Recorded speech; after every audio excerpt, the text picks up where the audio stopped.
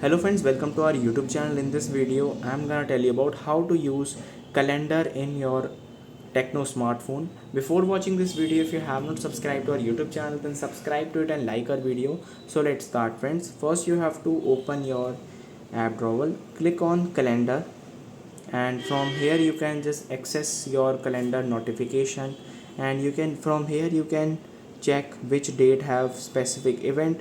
You can create a event by clicking on this plus icon. You can just start a new event by enabling this title all day starts and repeat. And here it is important days. From here you can make your important days which you want to work or something goes happen. Just click on this reminder. Also you can just enable this reminder, and here you can set your dates, and here it is subscription matters.